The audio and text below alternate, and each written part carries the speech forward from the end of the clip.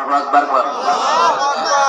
আল্লাহ রাব্বুল আলামিন বলছেন, গোলাম যারা ঈমান এনেছো, কালিমা পড়েছো, আল্লাহকে বিশ্বাস করেছো, তাওহীদকে বিশ্বাস করেছো, শোনো তোমরা তাকওয়া অবলম্বন করো, আল্লাহ তাআলাকে তোমরা ভয় করো।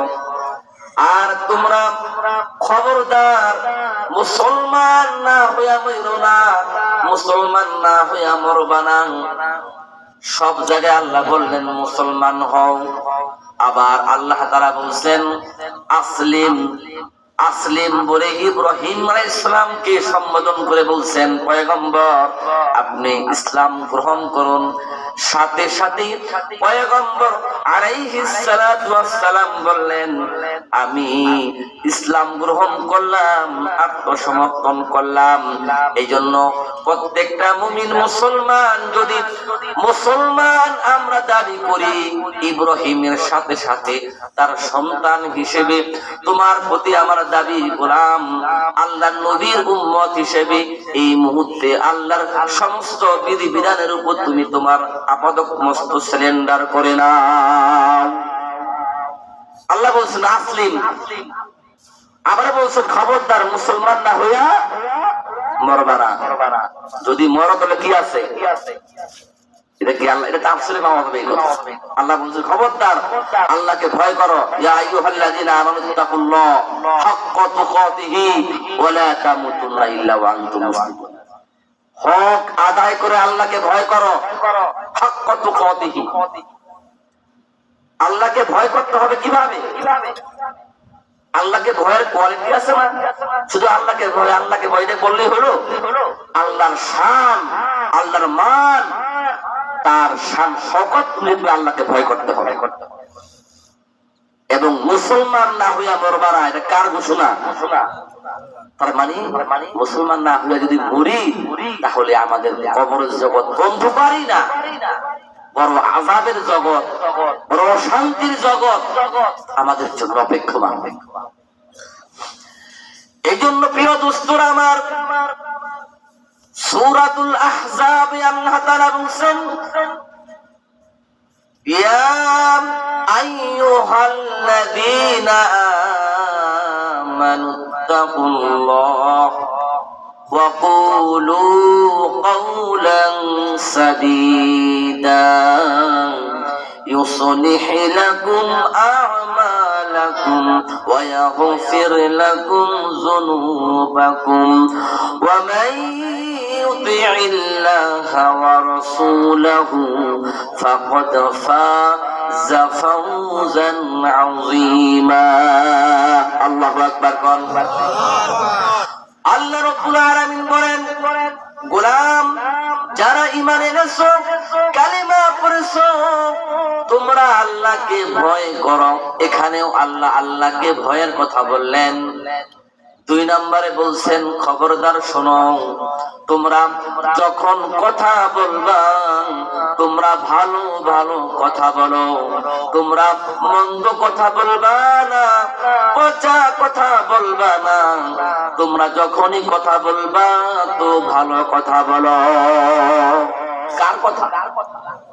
আয়াতে কারিমায় আল্লাহ সূরা আহজাবের এই আয়াতের মধ্যে 2টা নির্দেশ করছেন। 1 নম্বর কথা হলো আল্লাহকে ভয় করো। আল্লাহকে ভয় কাকে বলে ভাই? সংক্ষিপ্ত কথা, আমি খুব অল্প সময় আমি বয়ান শেষ করে দোয়া করে চলে যাবো।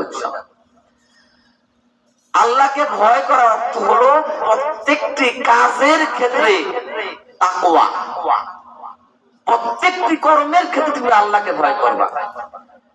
তুমি এখান দিয়ে হাঁটতেছো, চিন্তা করে দেখবা আল্লাহর এই পথে হাঁটলে আমার আল্লাহ খুশি হবে কিনা। যদি আমার মালিক খুশি হয় তাহলে আমি এই পথে চলবো, যদি আল্লাহ নারাজ থাকে আমি চলবো। এরকম প্রত্যেকটি কাজের ক্ষেত্রে চিন্তা করবেন, যদি আল্লাহর কাজে সন্তুষ্টি থাকে আমি করব, যদি আল্লাহ নারাজ থাকে আমি এটা কি করবো? ছেড়ে দেব। পারবো তো ইনশাআল্লাহ? সংক্ষেপ কথা। তাহলে 1 নম্বর কথা হলো আমরা প্রত্যেকটি কাজের ক্ষেত্রে চিন্তা করব এটা করলে আল্লাহ খুশি হবে কিনা, আল্লাহর পছন্দের কাজ কিনা। যদি হয় করব, না হয় ছেড়ে দিব।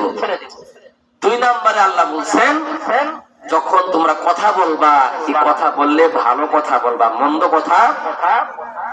এই জবানটা অনেক দামি জিনিস। এটা দান করেছেন কে? জোরে বলেন, জোরে বলে দান করেছেন কে? আল্লাহ। বোবা মানুষ আমাদের সমাজে আছে না নাই? আছে। যে কথা বলতে পারে তাকে শিক্ষা দিচ্ছে, দেখো ও কথা বলতে পারে না, ওরও জবান আছে, ওরও জিহ্বা আছে, কিন্তু কথা বলতে পারে না। এটা কার হুকুম? এজন্য বোবা মানুষকে দিয়া জবান বাক শক্তিওয়ালা মানুষকে শিক্ষা দিচ্ছেন, আমি চাইলেও তার মতো তোমাকে বোবা বানাইতে পারবো না। এজন্য এই জবানটা তোমার জন্য আমানত। এই জবানটাকে তুমি কি করলা? একদিন জিজ্ঞেস করা হবে, জবান দিছিলাম, জবানের কি নিয়ামত শুকর আদায় করছো? জিজ্ঞেস করবেন আল্লাহ। আল্লাহ বলবেন ثُمَّ لَتُسْأَلُنَّ يَوْمَئِذٍ عَنِ النَّعِيمِ। আল্লাহু আকবার। কোন এই আমার দুনিয়ার নওজোয়ান যুবক, আল্লাহ রাব্বুল আলামিন তোমাদেরকে যতগুলো নিয়ামত দান করেছেন, চোখ দান করেছেন, জবান দান করেছেন, নাক দান করেছেন, চুল দান করেছেন, প্রেম দান করেছেন, হাতগুলো দান করেছেন, হাতের নড়াচড়া শক্তি দান করেছেন তিনি, পা দিয়া চলবেন, এগুলো আল্লাহর নিয়ামত। আমাদের দেহের ভিতরে, দেহের বাহিরে এবং দুনিয়ার ভিতরে, আসমানের নিচে, জমিনের উপরে, মাঝখানে যতগুলো নিয়ামত আল্লাহ দান করেছেন, আল্লাহ বলেন প্রত্যেকটি নিয়ামতকে আমি আল্লাহ রাব্বুল আলামিন সমস্ত নিয়ামতের হিসাব একদিন নিব। সমস্ত নিয়ামতের হিসাব একদিন নেওয়া হবে। আজকে যারা আল্লাহকে ভুলে গেছো, শোনো দোস্ত, একটা গুরুত্বপূর্ণ কথা। যারা আল্লাহকে ভুলে গেছো, মনে রেখো, তুমি মনে করতেছো আল্লাহ মসজিদ থেকে যখন আযান হলো, আযানের সাথে সাথে ঘাটটাকে বাঁকা করে দাম্ভিকর সাথে তুমি মসজিদ থেকে উল্টা দিকে চলে গেলা। আছে না নাই? আল্লাহ বলে এই নওজোয়ান যুবক, এই আল্লাহ নাফরমান, এই যে ভাবটা দেখাইলা, কতদিন এরকম ভাব দেখাইবা পারবা? একদিন মনে রেখো, তোমার নওজোয়ান শক্তি একদিন থাকবে না। কথা বল। আল্লাহ বলে দেখো, ভাব দেখাচ্ছ, মনে রেখো কতদিন একদিন তোমার মাথার কালো কুচকুচে চুল আমি আল্লাহ তোমার পারমিশন ছাড়া সাদা করে ফেলবো। তোমার কাছে অনুমোদন নিব না। মনে রেখো, একদিন তোমার চোখের রঙিন চাহনি থাকবে না। একদিন আমি আল্লাহ ঝাপসা করে দেব, তোমার অনুমতি নেব না। কথা বলেন। আল্লাহ বলে দেখো, একদিন তোমার মুখে দাড়িগুলো থাকবে না। একদিন এগুলো আস্তে আস্তে কালো না সাদা হয়ে যাবে, তুমি আটকাতে পারবে না। কথা বল। আল্লাহ বলে দোস্ত, অহংকার করো, একদিন তোমাকে যে আমি দাঁতগুলো দিয়েছি না, 1632টা দাঁত, একদিন তোমার পারমিশন ছাড়া আমি আল্লাহ এগুলো ট্রান্সফার করে দেব। একটা একটা করে রুখতে পারবে না। কথা কোন ঠিক কিনা? পারবে না। এগুলো আল্লাহর পাকের নিয়ামত, বুঝো নাই? একদিন হারায়া যাবে, আল্লাহ তোমার কাছ থেকে কেড়ে নিবে, তোমার পারমিশন নেবে না। যদি ঠেকাতেও কেউ পারতো, এ পৃথিবীর কোন মানুষ বুড়া হতো না, দাঁতবিহীন হতো না, অন্ধ হতো না। কথা কোন ঠিক না? বয়সের ভারে ভারে আজকে অন্ধ হয়ে যাচ্ছে, চোখে দেখছে না, চোখে দেখছে ঝাপসা, চুলগুলো সাদা হয়ে গেছে, আগের মতো নওজোয়ানি নাই। এরকম মানুষ আছে না নাই? জোরে করে আছে না নাই? আল্লাহু আকবার বল। আর জোরে বলেন আল্লাহু আকবার, আল্লাহু আকবার। ডাক দেন আল্লাহ, আল্লাহ, আল্লাহ, আল্লাহ। আল্লাহু আকবার। এই নওজোয়ান যুবক একদিন থাকবে না, বয়সের ভার চলে আসবে, বার্ধক্য চলে আসবে, কেউ রুখতে পারবে না। বৃদ্ধ তোমাকে হতেই হবে, বৃদ্ধ তোমাকে হতেই হবে, আজ না হয় কাল। বৃদ্ধ তোমাকে হতেই হবে, আজ না হয় কাল। অন্যের হক মেরে তুমি হচ্ছ লালে লাল। আছে না নাই? সময় থাকতে নিজের জন্য করো নাই তুমি কিছু, ভুলভাল কাজ করে গেছো, শয়তান ছাড়ে নাই পিছু। যৌবন ছিল হাতির মতো, হাতলে কাঁপতো মাটি, দাঁড়ালে এখন শরীর কাঁপায়, তাই হাতে নিয়েছো লাঠি। বয়স বাড়লে স্ত্রী সন্তান কেউ দেয় না দাম, যাদের কথা ভাবতে গিয়ে ভুলেছি আল্লাহর নাম। বৃদ্ধকাল অতি ভয়ঙ্কর সময়, থাকতে বুঝো লোভ লালসা ত্যাগ করিয়া উপরওয়ালার পথটা খোঁজো। উঠতি বয়সে ফুর্তি না করে, উঠতি বয়সে ফুর্তি না করে, সকলেই ধরো ইসলামের হাল, নইলে তুমি ঠকে যাবে বন্ধু, সামনে আসছে পরকাল। কথা কোন ঠিক কিনা? সামনে পরকাল আসতেছে, ঠকে যাবে দোস্ত।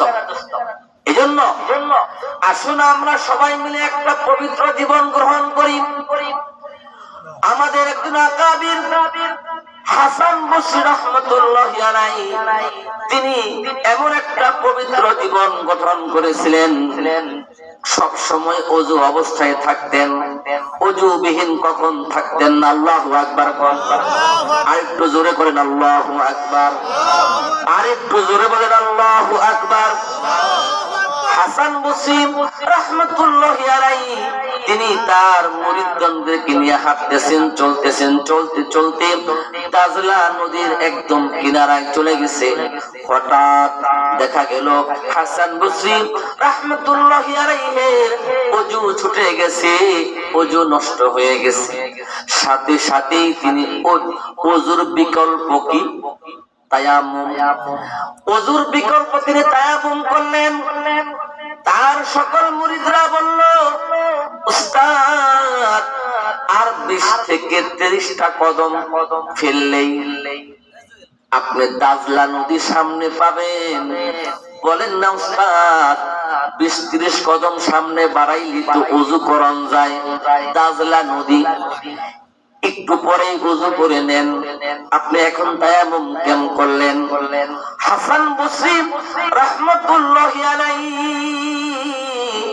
সাথে সাথে মুরিদদেরকে জবাব দিয়া বলেন, দোস্ত শোনো শোনো, আমি যে আবার 20 থেকে 30 কদম দিয়া দাজলা নদীর কিনারায় যাব, দাজলা নদীর কিনারায় গিয়া ওযু করব, পবিত্রতা হাসিল করব, এই পারমিশন আমাকে কি দিয়েছে, এই গ্যারান্টি আমাকে কি দিয়েছে? জোরে বলেন আল্লাহু আকবার, আরে জোরে বলেন আল্লাহু আকবার।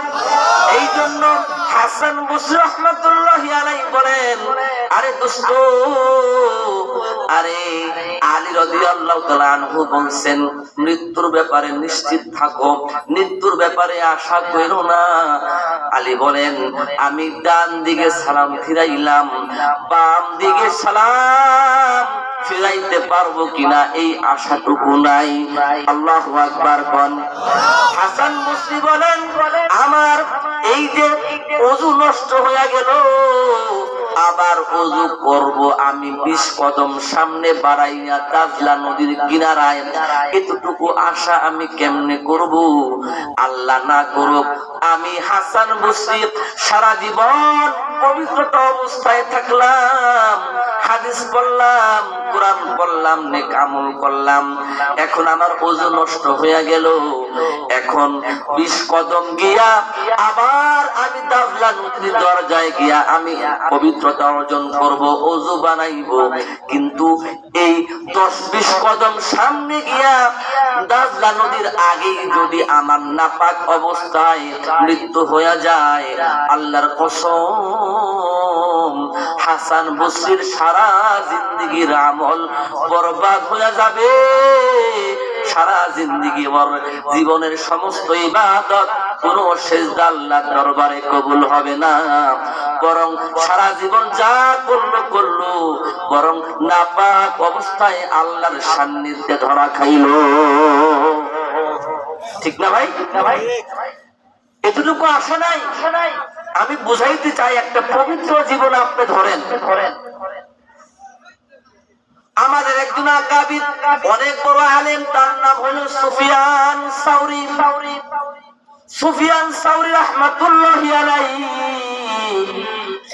মসজিদে ঢুকলেন, বেয়া খেলে হঠাৎ করে বাম পা মসজিদের মধ্যে দিয়া দিয়েছেন। আল্লাহু আকবার। ভাই মসজিদে ঢুকবেন তো কোন পা দিয়া? আরো জোরে বলেন, কয় পা? কোন পা? আরো জোরে বলেন, কোন পা? আরো জোরে বলেন, কোন পা? মসজিদ থেকে বের হবেন আল্লাহর গোলাম, কোন পা দিয়া বের হবেন? আচ্ছা, এবার একটু কঠিন প্রশ্ন করি দোস্ত, মসজিদে ঢুকবেন, সুন্নত লাগবে কয়টা? মসজিদে ঢুকতে সুন্নত লাগবে কয়টা? 5টা। মসজিদে ঢোকার জন্য সুন্নত 5টা। মসজিদ থেকে বের হবেন সুন্নত কয়টা? পরীক্ষা করব না, জানি জিগাইলে শতকরা 99 জন ধরা। মসজিদে ঢোকার জন্য 5টা সুন্নত।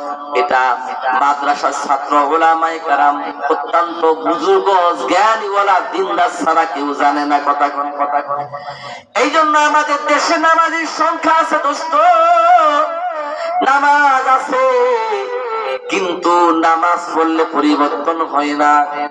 কারণ আল্লাহ তাআলা বলেন, উতলু মা উহিয়া ইলাইকা মিনাল কিতাবি ওয়া আকিমিস সালাহ ইন্নাস সালাতা তানহা আনিল ফাহশাই ওয়াল মুনকার।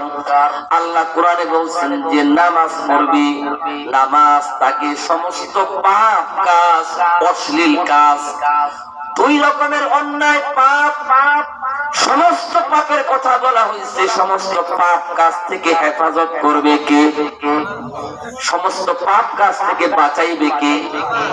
কিন্তু নামাজ পড়ে সুদও খায়, আছে না নাই? নামাজ পড়ে ঘুষও খায়, আছে না নাই?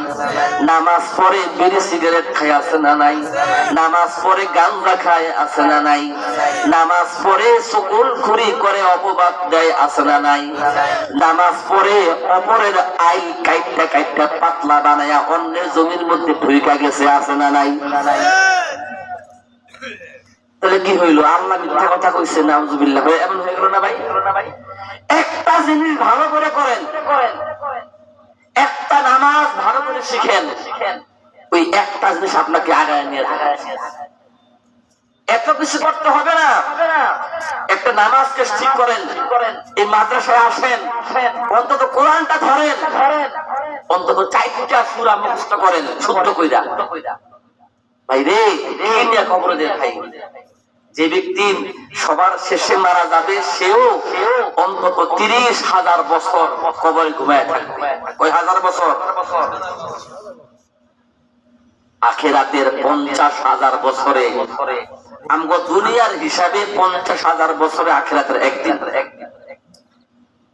রাতও না।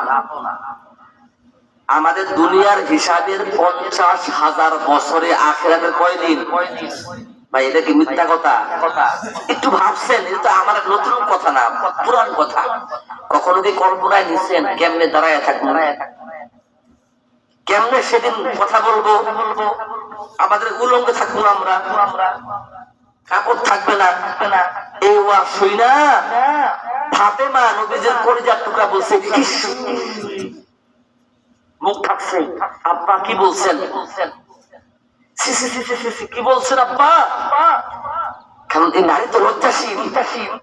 বাবা একটা অশ্লীল কথা বলছে না, উলঙ্গ। নবীজি বলছে সবাই উলঙ্গ থাকবে। আব্বু এটা কি বলছেন? আমি ফাতেমার মুখ দেখাবো কেমনে? এত লজ্জাশীল নারী। নবীজি বলছে মা কি বলো, কিসের কি? কারো দিকে চাওয়ানোর সময় আছে নাকি? সময় আছে নাকি?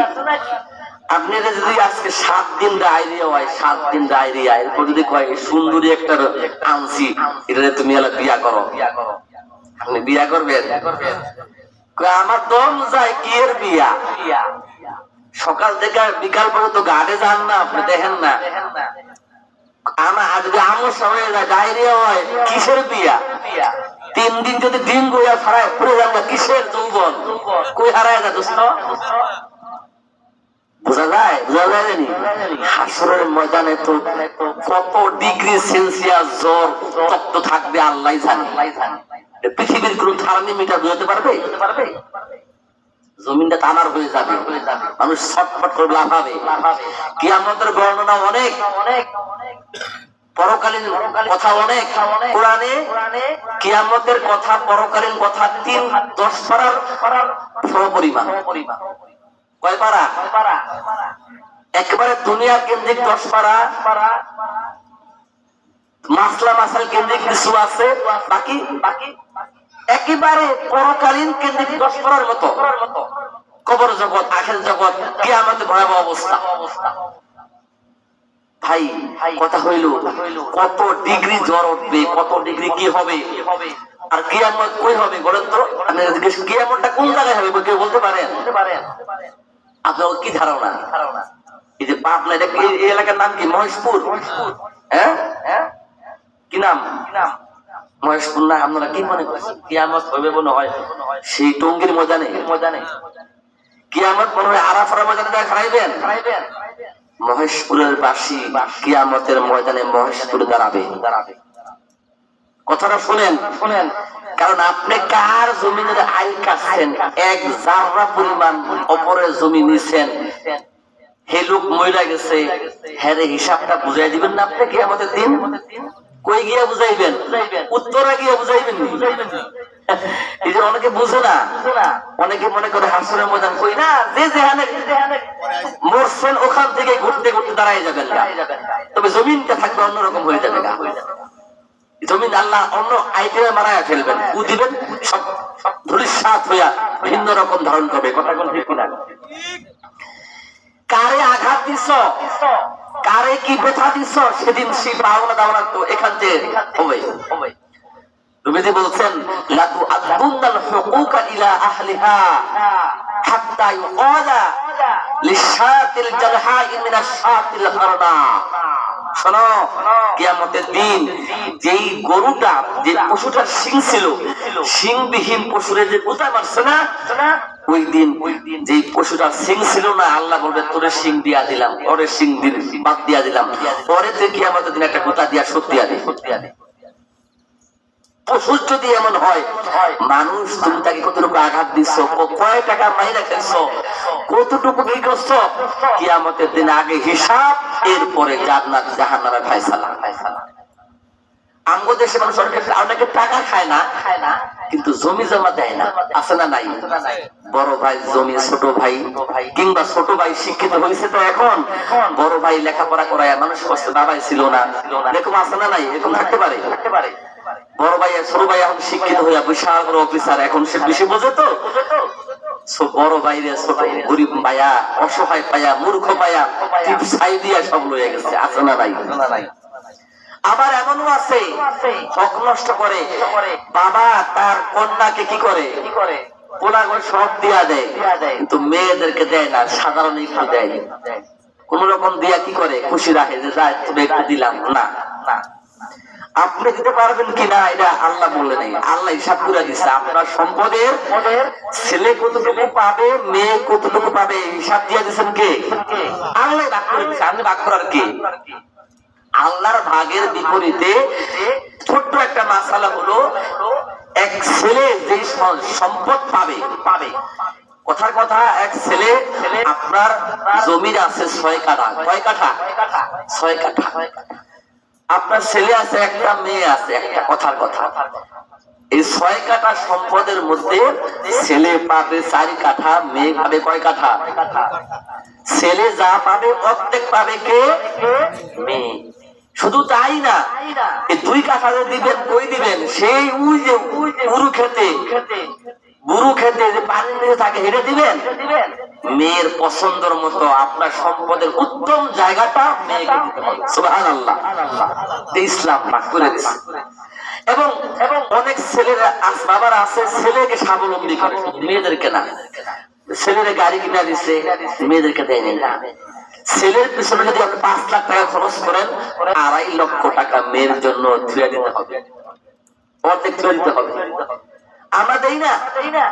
বাবারা কি আরে ছেলেকে সব দিয়া দেয় সম্পদ, হজে যাওয়ার সময় মারে তোরে কিছু দিতে পারলাম না, তোরে দোয়া করিয়া দিলাম। লক্ষ্মী করে কি করে দেয়? দোয়া করে দেয়। আছে না নাই? খোদার কসম, কোরআন মিথ্যা হয়ে যাবে, আল্লাহ মিথ্যা হয়ে যাবে যদি তারা জান্নাতে যেতে পারে। কারণ আল্লাহ বলছে এটা আমার হক না, তুই 1 ওয়াক্ত নামাজ পড়তে পারলি কিনা এটা আমি দেখি। চাইলে নামাজ ফরজ নাই, 2 ওয়াক্ত ঝামেলা আছে, ত্রুটি আছে, এটা আমি আল্লাহ চাইলে মাফ করতে পারবো। কিন্তু কার হক 1 টাকা মেরে খেয়েছো দোস্ত, কোনদিনও তুমি জান্নাতে যেতে পারবে না যতক্ষণ পর্যন্ত না তার কাছ থেকে তুমি হকটা কিয়ামতের দিন বুঝাই দিতে না পারো। কত জাতি এরকম হক নিয়ে কবরে ঘুমায় রয়েছে, চিল্লা দিতে দিতে, হজ করতে করতে কপালে সারা ফারাইলে, কিন্তু হক নিয়ে ঘুমায় রয়েছে। আছে না নাই ভাই? কাবা শরীফ গিলাফ ঝুললেও যদি মারা যায় তারপরও এর পাপ নাই। মক্কা ইমামতিও যদি করে তারপরও কি নাই? সাবধান, হকের ব্যাপারে সাবধান। অনেকে আছে নির্বাচন করে, দেশে রাজনীতি করে, এটা তো আরো বড় ভয়ঙ্কর জিনিস। আগের জমানায় মানুষ রাজনীতি করতে করতে জমিদারের পুতেরা ফকিরের পুরা হয়েছে। কথা বোঝেন নাই? জমিদাররা রাজনীতি করতে করতে কি হয়ে গেছে? গরিব হয়ে গেছে, ফকির হয়ে গেছে। আর এখন রাগ করেন না, আমাদের দেশের বহু হাইব্রিড নেতা আছে, ফকিরের পোলারা রাজনীতি করতে করতে এখন কি হয়ে গেছে? কোটিপতি জমিদার হয়ে গেছে। কার টাকা? জনগণের টাকা। মনে রাখেন, রাস্তার কাজে টাকা আসছে, সরকারের টান্ডাবাজে টাকা আসছে। কেউ যদি অনেক টাকা, অর্ধেক টাকা না, 1 টাকা যদি কেউ খেয়ে ফেলে, ওই 1 টাকা 20 কোটি মানুষের হক। কয় কোটি? রাজনীতি করতে গেলেও সাবধান। ওয়াজ তো ব্যক্তি সবার জন্যই। একজনের হক আদায় করা কষ্ট, 20 কোটি 30 কোটি মানুষের হক আদায় করা কেমনে সম্ভব হয় বলেন? এই জন্য সাবধান, রাজনীতি করতে গেলেও যেন মানুষের সেবা করতে পারি নিজের পকেটের টাকা দিয়া। যদি এরকম হিম্মত থাকে, আপনি দাঁড়ান, নির্বাচন করেন, মানুষের কাছে যান, সেবা করেন। আল্লাহ আমাদের সবাইকে বোঝার তৌফিক দান করুক। এরকম অনেক কারণে আমাদের এই আত্মাগুলা নষ্ট হয়ে গেছে। তো আমাদেরকে পবিত্র একটা জীবন গ্রহণ করতে হবে দোস্ত। পবিত্র জীবন কেমন দেখেন, আমাদের আকাবির ছিলেন, একজন আকাবিরের নাম হলো মুজাদ্দিদি আল-ফিসানি রাহমাতুল্লাহি আলাইহি। নাম শুনছেন কি শুনছেন না? মুজাদ্দিদি আল-ফিসানি রাহমাতুল্লাহি আলাইহি এত বড় একজন আলেম, সমাজে যখন ছিলেন সমাজটাকে তিনি এমন দিন দিয়া গেছেন, তার সোহবতের মানুষগুলো এত সুন্দর হয়েছে যে সে ইন্তেকাল করার পরেও মুজাদ্দিদ আল-ফিসানির সোহবত, তার ইলম সমাজের মধ্যে ছিল, তার মাদ্রাসার ইলম সমাজের মধ্যে বিস্তার ছিল। মুজাদ্দিদ আল-ফিসানি রাহমাতুল্লাহি আলাইহি ইন্তেকালের পরে আমাদের কিছু আলেম তার কবরকে জিয়ারত করার জন্য গেছেন। আল্লাহু আকবার। আমাদের উলামায়ে কেরাম তার কবর জিয়ারত করছেন। কবর জিয়ারত শেষে কবরস্থানের পাশে বিশাল বড় খেলার মাঠ এবং কবরস্থানের দূরেই নিকটেই ছিল একটা মসজিদ নামাজ আদায় করার জন্য। আমাদের উস্তাদরা যখন কবর জিয়ারত শেষ করছেন, মসজিদ থেকে আজান চলে আসছে। আজান শেষ হতে না হতেই কবর জিয়ারত শেষ কইরা আমাদের উলামায়ে কেরাম মসজিদে চলে আসছেন আসর নামাজ পড়বার জন্য। আসর নামাজের জামাতে শামিল হয়ে গেছে। লক্ষ্য করলেন আজান যখন মসজিদ থেকে আসলো, আল্লাহু আকবার আল্লাহু আকবার, সাথে সাথেই দেখলেন মাঠের মধ্যে বাচ্চারা খেলাধুলা করবার লাগছে। কেউ বল দিয়া খেলতেছে, কেউ ক্রিকেট খেলতেছে। অনেক অনেক বাচ্চারা, শত শত বাচ্চারা আজান দেওয়ার সাথে সাথে সবাই খেলাধুলা গোটাইয়া ব্যাট বল গুলা গুছাইয়া সবাই দেখা যায় মসজিদের কাতারে শামিল হয়ে গেছে। আমাদের উস্তাদরা বলল, ছাত্রগুলা বাচ্চাগুলা নামাজ দাঁড়ায় গেল, ওযু বানাইলো না। ছোট ছোট বাচ্চা বইলা ওযু বানাইলো না। ওরা বোধহয় তাহারত জানে না, ওরা বোধহয় ওযু করা জানে না, পবিত্রতা অর্জন শিখে নাই।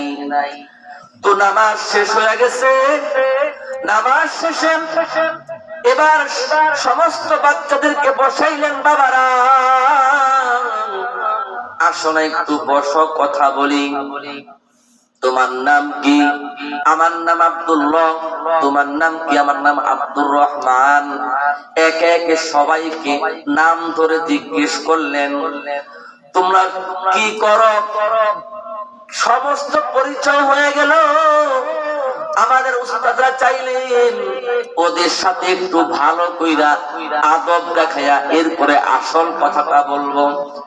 আমাদের উস্তাদরা একে একে সুন্দর করে কথোপকথন করলেন। এবার যখন বাচ্চাদের সঙ্গে একটা আলাপচারিতা চলতে লাগলো, এবার বলল, বাবারা শোনো, নামাজ পড়তে ওযু লাগে, নামাজ পড়তে তাহারাত অর্জন করতে হয়, নামাজের জন্য হাত ধুইতে হয়, নামাজ পড়লে মুখ ধুইতে হয়, নামাজ পড়লে কুলি করতে হয়। তোমার দেহের মধ্যে যে সমস্ত জায়গায় ময়লা আবর্জনা লাগছে, এগুলাকে পবিত্রতা অর্জন করে ধুইতে করতে হয়। এই সমস্ত তালিম যখন আমাদের উস্তাদরা ছেলেগুলোকে দিচ্ছে, ছেলেগুলো অমনোযোগী হইয়া শুনছে আর বলতেছে, হায় রে, উস্তাদদের বয়ান যখন শেষ, এবার একটা বাচ্চা সকলের প্রতিনিধি হইয়া দাঁড়াইয়া গেছে। আল্লাহু আকবার কর, আরো জোরে বলেন আল্লাহু আকবার, আরো জোরে বলেন আল্লাহু আকবার। সকল বাচ্চাদের পক্ষ হইয়া একটা বাচ্চা দাঁড়াইয়া গেছে। দাঁড়ায় দাঁড়ায় বলতেছে, উস্তাদজি, আপনারা অনেক নেক মানুষ, অনেক বরকতওয়ালা মানুষ, আপনারা বোধহয় আমাদের এলাকার সরদার, আমাদের মুজাদ্দিদ আল ফেসানির কবর জিয়ারত করতে আসছেন। শুনেন শুনেন, আমরা বুঝতে পারছি আমাদেরকে আপনি ওযুর তালিম দিচ্ছেন, আমাদেরকে আপনি পবিত্রতা অর্জনের তালিম দিচ্ছেন, মাশাআল্লাহ ভালো। কিন্তু আপনারা কি জানেন আমরা কোন এলাকার সন্তান, আমরা কোন এরিয়ার সন্তান? এই এরিয়ার মালিক হইলেন মুজাদ্দিদ আল ফিসানি। আমরা অন্য কোন এলাকার সন্তান না, আমরা গোলাম মুজাদ্দিদ আল ফিসানি রহমাতুল্লাহি আলাইহি এলাকার সন্তান। মুজাদ্দিদ আল ফেসানি আমাদেরকে এমন শিক্ষা দিচ্ছেন, আমাদের এলাকায় আমাদের মা, আমাদের বাবা, আমাদের চাচা, আমাদের প্রতিবেশী গ্রামবাসীকে এমন তালিম দিচ্ছেন, এমন শিক্ষাচার দিচ্ছেন, এমন শিষ্টাচার শিখাইছেন, আমরা মুজাদ্দিদ আল ফেসানির এলাকার সন্তান, আমরা কখনো নামাজের জন্য ওযু বানাই না, আমরা নামাজের জন্য ওযু বানাই না, আমরা কোরআন তেলাওয়াতের জন্য ওযু বানাই না, আমরা পবিত্রতা হাউজন করার জন্য কোন কাজের জন্য ওযু বানাই না, বরং যখনই আমাদের ওযু চলে যায় সাথে সাথেই আমরা ওযু বানাইয়া পবিত্রতা অর্জন করালো। জোরে বলেন আল্লাহু আকবার। এরে ভাই বুঝো না, একটু বুঝা দিয়ে কান দিয়া শোনো, কেমন মানুষ তারা, কেমন মানুষ তারা নামাজের জন্য ওযু বানায় না, কোরআন পড়ার জন্য ওযু বানায় না। আমগো নামাজ যখন শুরু করে দেই, নামাজের সময় আমগো ওযু করার হিরিক লাইয়া যায়, ওযুখানায় ভিড়, অমুক জায়গায় ভিড়, বাথরুমের মধ্যে ভিড়, জোরে কোন ঠিক কিনা? কিন্তু তারাও কেমন সন্তান যে তারা নামাজের জন্য কোনদিন ওযু বানায় না। এরে মুসলমান ইমানদার, ওই জীবনটা গ্রহণ করো, পবিত্র জীবন, যে জীবনের সকাল থেকে সন্ধ্যা পর্যন্ত আমার পবিত্রতা থাকবে, আমার ওযু থাকবে। যখনই ওযু চলে যায় তুমি ওযুটা বানায়া নাও। দোস্ত, যখনই ওযু নষ্ট হয়ে গেছে সাধারণ তুমি ওযুটা বানায়া নাও। তুমি ব্যবসা করতেছো, ওযুটা বানায়া নাও। তুমি খেতে কাজ করতেছো, ওযু বানায়া নাও। তুমি মাটির কাজ করো, ওযু বানায়া নাও। তুমি ড্রাইভিং করতেছো, অটো চালাইতেছো, ওযুটা বানায়া নাও। তুমি রিকশা চালাইতেছো, ভ্যান চালাইতেছো, ওযুটা বানায়া নাও। কঠিন কিনা ভাই? সহজ না? সহজ। যদি মালাকুল মউত তোমাকে ধোঁকা দেয়, তুমি যদি মালাকুল মউতের হাতে ধরা খাও, পবিত্র অবস্থায় যদি ধরা খাও, তাহলে মালাকুল মউত পবিত্র অবস্থায় তোমার কাছে আল্লাহ এমন কিছু ফেরেশতা পাঠাবেন, যে ফেরেশতা দেখে তুমি জান্নাত দেখতে পারবা। যখন আল্লাহ বলবেন, ইয়া আইয়াতুহান নাফসুল মুতমাইন্নাহ ইরজিই ইলা রাব্বিকি রাদিয়াতাম মারদিয়াহ ফাদখুলি ফি ইবাদি ওয়াদখুলি জান্নাতি।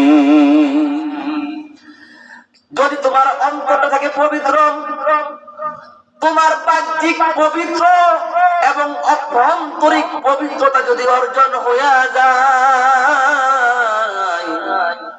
মৃত্যুর ফেরেশতা তোমাকে যখন ধরবে, তোমার জান কবজ যখন করা হবে, তখন সাথে সাথে জান্নাত দেখবা, আর তোমাকে বলবে, হে পবিত্র আত্মা মুতমাইন্না, প্রবেশ কর আমার জান্নাতের মধ্যে, প্রবেশ কর। এই পবিত্র আত্মার প্রতি আমি যেমন সন্তুষ্ট আছি, তোমার রবের সন্তুষ্ট চিত্তে তুমি জান কবজ হইয়া আমার চিরসুখের জান্নাতের মালিক হইয়া যাও। পবিত্র অবস্থায় ধরা খাইলে। আর যদি আপনি ধরা খান আউলা জাউলা অবস্থায়, আপনি যদি ধরা খাইয়া যান, আল্লাহ বলছেন কুল্লু নাফসিন যায়িকাতুল মাউত, প্রতিটি মানুষকে মৃত্যুর স্বাদ গ্রহণ করতে হবে। আল্লাহ বলেন, ওয়া ইন্নামা তুওয়াফাউনা উজুরাকুম ইয়াওমাল কিয়ামাহ। মনে রেখো, যদি ভালো কাজ করো, মন্দ কাজ করো, তোমার কর্মের ফল তোমাকে পাই টু পাই আল্লাহ বুঝাইয়া দিবেন। ফামান যুহজিহা আনিন নার ওয়া উদখিলাল জান্নাতা ফাকাদ ফাজ। আল্লাহ বলেন, গোলাম তুমি মনে রাখবা, যে নিজেকে জাহান্নাম থেকে বাঁচাইতে পারলো, যে ব্যক্তি জাহান্নাম থেকে বেঁচে গেল আর জান্নাতের মালিকানা হইল, জান্নাতে প্রবেশ করলো, সে চূড়ান্ত সফল কাম। জোরে কোন ঠিক কিনা? ওমাল হায়াতুদ দুনিয়া ইল্লা মাতাউল গুরুর। আল্লাহ বলেন দুনিয়াটা শুধুমাত্র ধোঁকা, ধোঁকা, ধোঁকা। দুনিয়াটা সবকিছুই হলো ধোঁকা। আল্লাহ দুনিয়াকে ধোঁকা বলছে। আপনার ছেলে মেয়ে আপনার জন্য ধোঁকা, যদি আপনার দিন না মানেন, যদি এই ধন সম্পদ আপনার জন্য ধোঁকা, ব্যাংক ব্যালেন্স আপনার জন্য ধোঁকা, বাড়ি গাড়ি আপনার জন্য ধোঁকা, দুনিয়ার সব কিছু আল্লাহ বলছেন ধোঁকা। দুনিয়ার সব কিছু ধোঁকা যেন তোমাদেরকে কি করে না দেয়, ধোঁকায় না ফেলে। কার কথা? আজকে এই ধোঁকায় আমরা পড়ে গেছি। ছেলেকে একটা বিসিএস ক্যাডার বানাইছি মনে করতে গেছে সফল কাম। ছেলে দুই তিনটা ব্যবসায়ী ইটালি থাকে, সে মনে করে কি সবচেয়ে বড় বড় লক্ষ্যে সফল কাম নেই। চারটা পোলাদের বিদেশ, ঠ্যাঙ্গের উপর ঠ্যাং ছুঁয়ে চা খায়, আমার চিনস নেই। হে কি নিজের কি মনে করছে সফল কাম? কিন্তু না, সে সফল কাম আল্লাহ বলছেন না। সফল কামকে আল্লাহ বলছেন ফামান সুহজিহা আনিন নার ওয়া উদখিলাল জান্নাতা ফাকাদ ফাজ। যে জাহান্নাম থেকে বেঁচে জান্নাতে যেতে পারলো, সে হলো সফল কাম। সুবহানাল্লাহ, সে হলো সফল কাম। এজন্য সফল কাম হতে হলে পবিত্র জীবন গ্রহণ করতে হবে, ফজরের নামাজ দেওয়া শুরু করতে হবে। আমরা মুসলমান কিন্তু মুসল্লি না। জোরে কোন ঠিক কিনা? আমরা মুসলমান কিন্তু মুসল্লি না। সপ্তাহে একদিন জুম্মার নামাজে আসি কোন রকম, আইসা কার আগে কে যাবে হিসাব নাই। ডান পাও দিয়ে আসি না বাম পাও দিয়ে আসি হুশ নাই। কথা কোন ঠিক কিনা? হুশ নাই আমাদের। পাঁচটা সুন্নত তো বুঝি না। মসজিদে আসলে রহমত বরকত কেমনে পাবেন? মসজিদে একটু সুরাল কেরাত লম্বা হইলে ইমাম সাহেব ভালো না, পারলা ভাই, ঠিক না? এই হলো অবস্থা। আমাকে কোনো কিছু ঠিক নাই, সব নষ্ট হয়ে গেছে। এজন্য আসুন, একটা সুন্দর জীবন গঠন করতে হলে, পবিত্র জীবন গঠন করতে হলে এই মাদ্রাসার সাথে সম্পর্ক রাখা ছাড়া বিকল্প রাস্তা আমাদের নাই।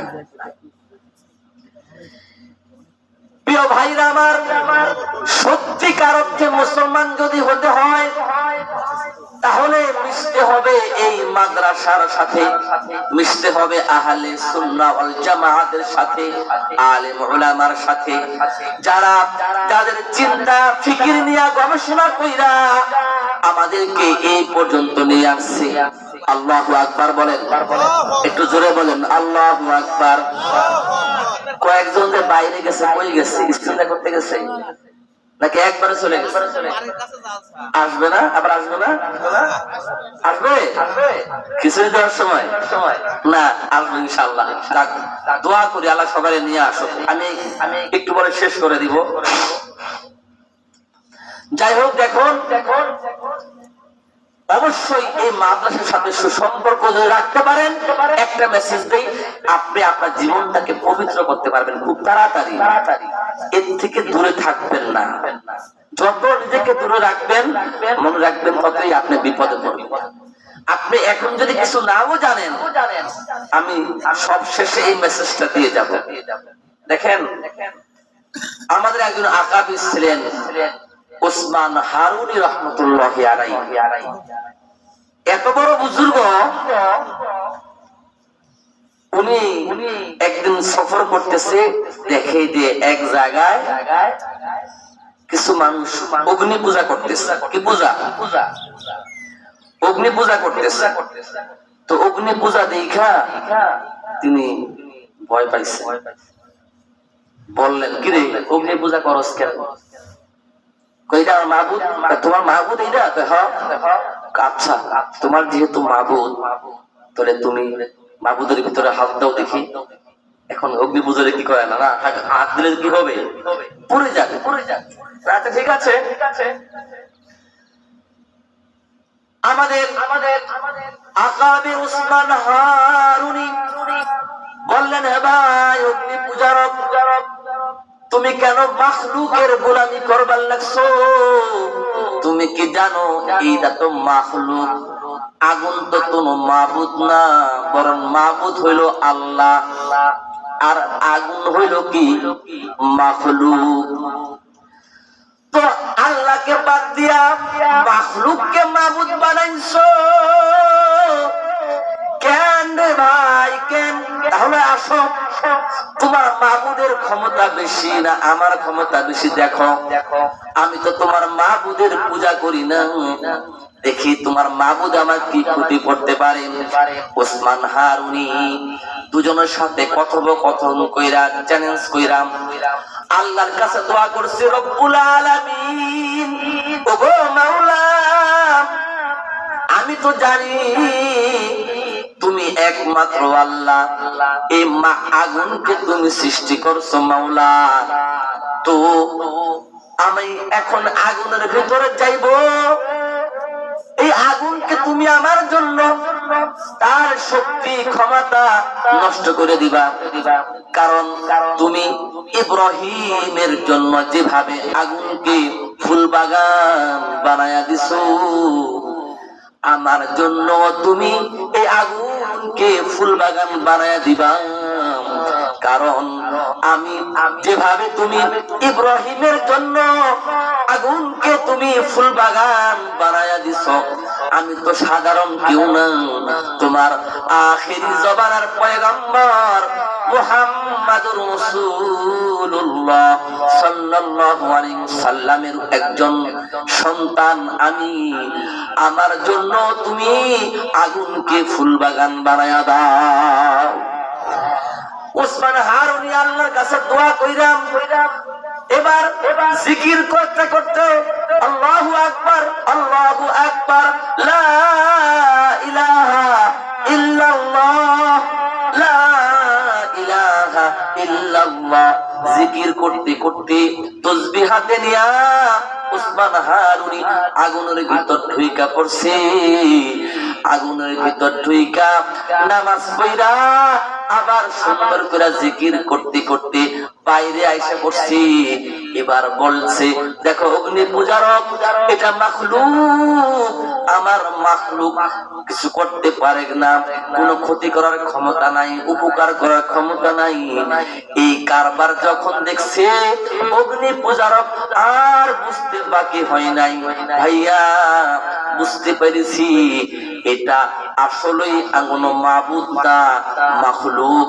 হাতটা বাড়াইয়া দিলাম, আর দেরি করব না, কালিমা বার বড়াইয়া মুসলমান বানায়া দেন। তো সেই উসমান হারুনির কথা বলবো। উসমান হারুনি একদিন এশার নামাজের পরে সমস্ত এলাকাবাসী সবাইকে ঘোষণা করলেন যে আজকে আমার পিছনে যারা এশার নামাজ পড়ছো একটা গোপন কথা বলবো, এই গোপন কথাটা কাউরে বলবা না। গোপন কথা হইল, আজকে যারা এশার নামাজ আমি উসমান হারুনির পিছনে আদায় করছো, তোমরা আগামীকাল ফজরের নামাজ যারা যারা আমার পিছনে আদায় করবা তারা সবাই আল্লাহর জান্নাতে যাইবা। আল্লাহু আকবার। এমন একটা ঘোষণা করছে উসমান হারুনি। ভাই অত্যন্ত দিলের কান দিয়ে শুনেন, শেষ কথা আমার। উসমান হারুনি যখন ঘোষণা করছে আর বলছেন একটা সাবধান, একটা গোপন কথা, আমার এই কথাটা যারা ফ্ল্যাশ করবে সমাজের মধ্যে বলবে, আল্লাহ তাআলা তাকে জাহান্নাম দিয়া দিবে। কথা কয়টা? একটা কথা সুসংবাদ আর একটা কথা দুঃসংবাদ। যে যারা যারা এশার নামাজ পড়ছো সবাই সামনে আসো, গোপন কথা, আগামীকাল ফজরের নামাজ যেই পড়বা আমার পিছনে সেই কোথায় যাইবা? জান্নাতে। আর এই গোপন কথাটা যে আরেকজনের কাছে বলবে সে যাইবে কোথায়? নিমক হারাম, এটা যাবো জাহান্নামে। এখন মসজিদে যারা এশার নামাজ পড়ছে সবাই হুজুর তো বড়, মানুষ এত বিশ্বাস করে, এত ভক্তি শ্রদ্ধা, হুজুরের কথা বাস ভুল নাই, বিশ্বাস একই হয়ে গেছে। শতকরা ৯৯ জন মুসল্লি নিয়ত করছে, আল্লাহ সকাল না হায়াত পর্যন্ত যাও, জীবনে পাপ অনেক করছি, সুগল ঘুরি অনেক করছি, জিনা ব্যভিচার সুদ অনেক খাইছি, সকাল পর্যন্ত হায়াত দাও, মসজিদ থেকে আযান না। শতকরা ৯৯ জন মানুষ এই নিয়ত করছে, আর বাইরে যাবো না, বাবা দরকার নাই, মা দরকার নেই, কেউ রে তবু না, আমি একা একা কোথায় যাবো, একা জান্নাতে যাবো, সবাই এই নিয়ত। বলেন না আল্লাহু আকবার, আরেকটু জোরে বলেন আল্লাহু আকবার। মুসলমান ইমানদার সবাই যখন একটা নিয়ত করছে, হায় হায় আল্লাহ সকাল পর্যন্ত হায়াত দাও, যেন আমি সকালে ফজর নামাজটা পড়বার পারি, জান্নাতের মালিকানা আমি লাভ করবার পারি। শতকরা ৯৯ জন মুসল্লি মসজিদের মধ্যে আবদ্ধ, কেউ নড়ে না, চড়ে না, ওযু ইস্তেঞ্জায় যায় না, জীবনের শেষবারের মতো জান্নাত কামাই করবার লাগছে। কিন্তু সকাল বেলা দেখা গেল অন্যরকম চিত্র। আল্লাহু আকবার কর, আর তো জোরে আল্লাহু আকবার, আরো জোরে আল্লাহু আকবার। সকাল বেলা দেখে মসজিদ কানায় কানায় ভরপুর, মসজিদের ছাদের মধ্যে জায়গা নাই, মসজিদের বারান্দায় জায়গা নাই, মসজিদের ওযুখানায় জায়গা নাই, কাতার বাড়তে বাড়তে সব জায়গায় পরিপূর্ণ হয়ে গেছে। উসমান হারুনি সকাল বেলা ভিন্ন রকম চিত্র দেখা মেজাজটা গরম হয়েছে, আর ডাক দিয়া বলছে নামাজের পরে, কে রে কে, কার এত বড় সাহস, বল না আমার কথার অবাধ্য হইয়া এমন কাম করছে। নামাজের পরে সালাম ফিরাইয়া ডাক দিয়া বলছে, ভাই তুমি কি এই গোপন কথা বলছো নাকি? বলে না হুজুর আমি বলি নাই। এ তুমি বলছো নাকি? না আমি তো বলি নাই। তুমি বলছো নাকি? বলে আমিও বলি নাই।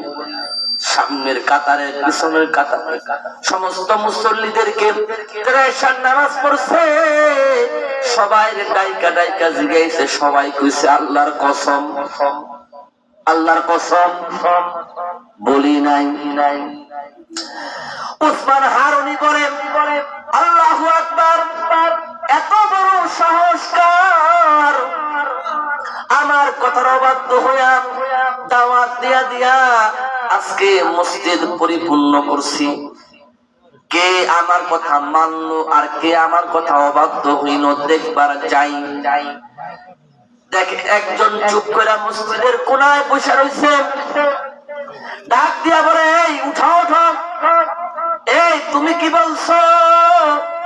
বলে হ্যাঁ আমি বলছি। মাথাটা নিচু দিয়া দাঁড়াইয়া আদবের সাথে একটা ছেলে দাঁড়াইয়া গেছি, তিনি যেমন তেমন ছেলে না, তিনি হইলেন মঈনুদ্দিন চিশতি আজমিরি সঞ্জরি রাহমাতুল্লাহি আলাইহি।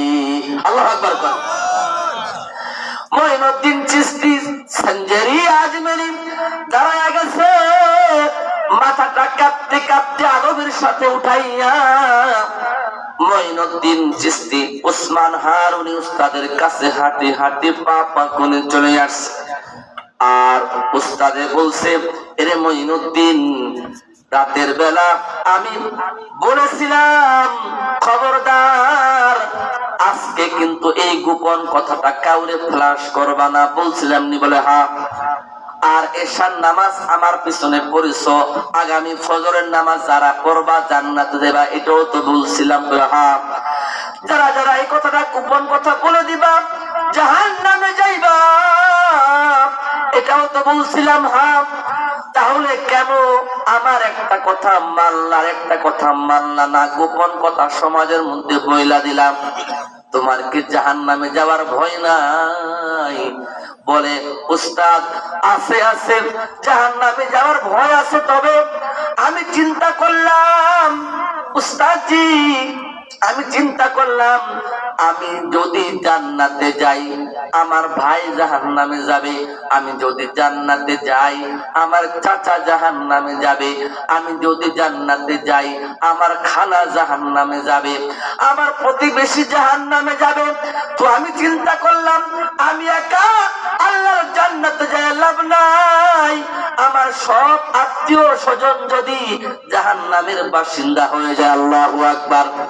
এই জন্য মনে মনে চিন্তা করলাম আমার সব আত্মীয় স্বজন যদি আল্লাহর জান্নাতের মালিকানা হয়ে যায়, আর আমি মঈনুদ্দিন একা যদি সবাইরে জাহান্নামে পাঠায়া, সবাইরে যদি আমি মঈনুদ্দিন জান্নাতে পাঠায়া একা জাহান্নামে যাই, তবে আমি একা জাহান্নামে গেলেও কোনো দুঃখ নাই। এই জন্য আমার গ্রামবাসী সবাইকে জান্নাতের রাস্তায় উঠাইয়া আমি একা জাহান্নামে যাওয়ার সিদ্ধান্ত নিলাম। আল্লাহু আকবার। ওসমান হারুনি বলে হায় হায় রে, কেউ তো বুঝো নাই, আরে আমি তো হারুনি জান্নাতের মালিক না, আমি ওসমান হারুনি জাহান্নামের মালিক না। জাহান্নামের মালিক কে? জোরে বলেন, জান্নাতের মালিক কে? আরে আমি ওসমান হারুনির জান্নাত হবে কি হবে না, জাহান্নাম হবে কি হবে না জানে কি? আরে আমি তো জাহান্নাম জান্নাতের কন্ট্রাক্টরে নেই নাই, তোদেরকে একটু পরীক্ষা করতে চাইছিলাম। উপরের সিলসিলা থেকে একটা আমানত খেলাফত আমার কাছে আসছে, আমি বৃদ্ধ হয়ে গেছি, চলে যাবো। এই আমানতের ভার, এই খেলাফতের দায়িত্ব আমি কার কাছে দেব? কার কাছে এই উম্মতের আমানত আছে? উম্মতের জাহান্নাম থেকে বাঁচাইবার চিন্তা চেতনা আছে, এমন একটা আমি তাকওয়াবান মানুষ তালাশ করবার লাগছি। এই তালাশ করার জন্য অভিনয় করছি, প্ল্যান প্রোগ্রাম করছি।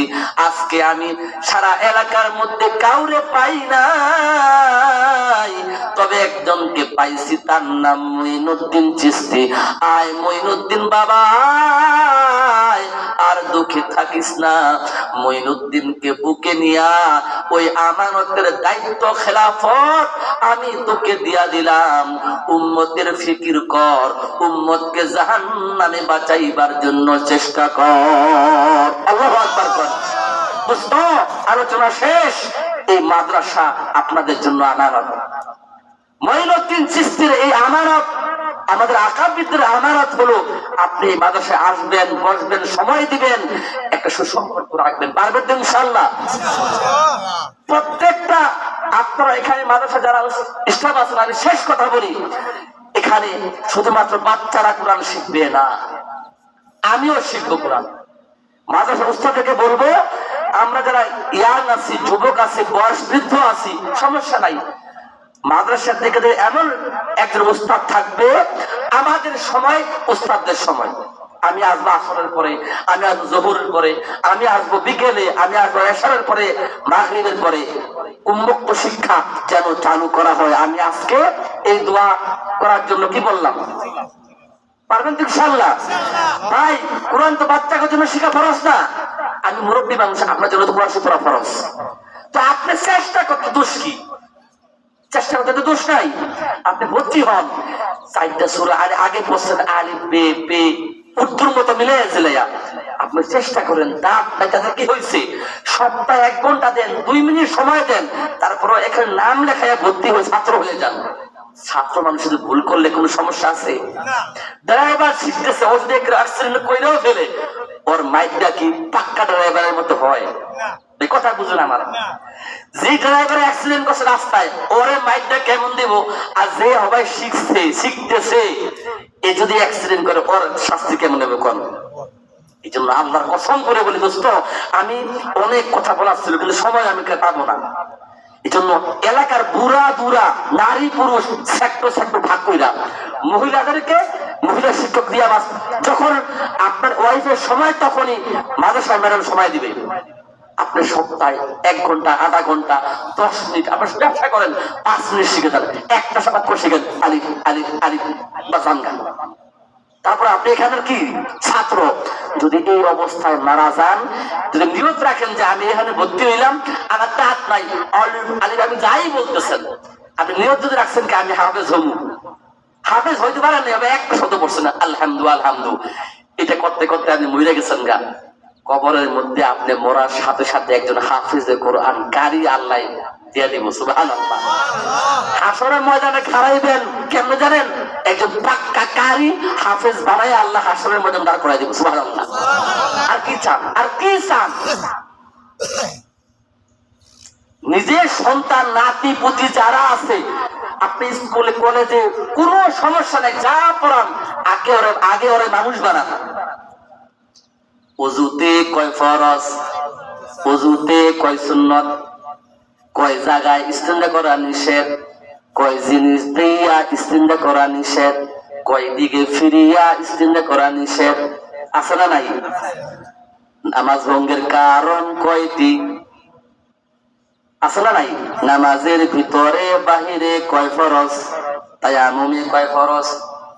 এরকম আমাদের বাচ্চারা, নুরানি বাচ্চারা সব পারে, কিন্তু আমরা কত যুবন বিশেষ ক্যাডার পারি না, আছে না নাই ভাই? এই জন্য বাচ্চাদেরকেও আপনারা আগে কিনটা গাড়িতে দিবেন, সমস্যা নাই, কেজিতে দেন, সমস্যা নাই, ওকে ভালো ইঞ্জিন ডাক্তার বানাবেন, সমস্যা নাই। বাচ্চাটাকে আগে কোরআন সব শুদ্ধ করে 1-2 বছর এখানে পড়ান, এখানে 1-2 বছর পড়াইয়া ওরে ওযু মাসলা মাসাইল কোরআনের শিক্ষাটা নাজেরা ভালো করে শুদ্ধ করায়, এরপর ওরে আপনি বানান, যা মানে চাই বানান, ডাক্তার ইঞ্জিনিয়ার কোনো সমস্যা নাই। তাহলে ও যা হয় না হোক, ও মুসলমান থাকবে, নাস্তিক হবে না, নাস্তিক হবে না। কথা কি বুঝতে পারছেন? তা আপনারাও এই কাজগুলো করেন। এই জন্য সবাই ছেলে মেয়ে যারা আছে সবাই এখানে পড়তে দিবেন তো ইনশাল্লাহ, এখানে ভর্তি করে দিবেন, এবং অন্য জায়গা থেকে কালেকশন করে এখানে আনবেন। যেখানে আল্লাহর কালাম থাকবে সেখানে সমস্যা থাকতে পারে, সেটাও আপনাদের তদারকি চলবে, তাহলে সমস্যা সমাধান থাকবে ইনশাল্লাহ। ভর্তি করে দিবেন আর খেয়াল রাখবেন না, সমস্যা হতে পারে। সূরা যায় কোন ঘরে? যে ফকিরের ঘরে চোর যায়, যে ঘরে মাল আছে, স্বর্ণ মুদ্রা টাকা পয়সা আছে, এই ঘরে চোর যাবে, স্বাভাবিক। তবে আমাদের সিকিউরিটি দিয়ে রাখতে হবে, এটা আমাদের সততা, না দিলে আমাদের ব্যর্থতা। কথা বলেন ঠিক কিনা? এই জন্য কোনো ভুল ত্রুটি হতে পারে, এখানেও সমস্যা হতে পারে, কিন্তু আপনারা সবাই যদি নজর রাখেন, ভালোবাসা রাখেন, তাহলে ইনশাআল্লাহ প্রতিষ্ঠান এমন থাকবে না, প্রতিষ্ঠান কোরআনের আলোয় আরো সামনের দিকে এগিয়ে যাবে, এই অন্ধ এলাকা আলোকিত হবে। কথা বলেন ঠিক কিনা? পারবেন ইনশাআল্লাহ, যদি আল্লাহ তৌফিক দেয়। আমি আপনাকে কি বলবো, আজকে 3 দিন ধরে আমার গলার অবস্থা খুব খারাপ, আমি আমার মনের মতো কথা বলতে পারি নাই, কিন্তু আপনারা যথেষ্ট পরিমাণ ভালোবাসা দিয়ে এখানে বসছেন। যদি আল্লাহ তৌফিক দেয়, আবার যদি আল্লাহ কবুল করে, ইনশাআল্লাহ মনের কিছু কথা, ঠিক আছে, ইনশাআল্লাহ আমরা কথা বলবো। এই জন্য আল্লাহ তাআলা আমাদের সবাইকে যেন কথাগুলো আমলের জন্য কবুল করেন, জোরে বলেন আমিন। তো এই মাদ্রাসায় অনেকে দান করছেন, এগুলা অনেকে দান করছে, আমি নাম ঘোষণা করবো, সময় মনে হয় নাই, হবে না। তো এই কাগজের ভিতরে আপনারা দান করছেন 1000, 2000, 5000, 10,000, সিমেন্ট, এটা সেটা অনেকে দান করছেন, আলহামদুলিল্লাহ। অনেকে ইন্তেকাল করছেন, চলে গেছেন। কে কোন নিয়তে দান করছেন, নাম ঘোষণা করা কোনো বড় কথা? আল্লাহ যেন দান করছেন কিনা, আল্লাহ দেখছে কিনা, আল্লাহ পাওয়াটাই হলো বড় পাওয়া।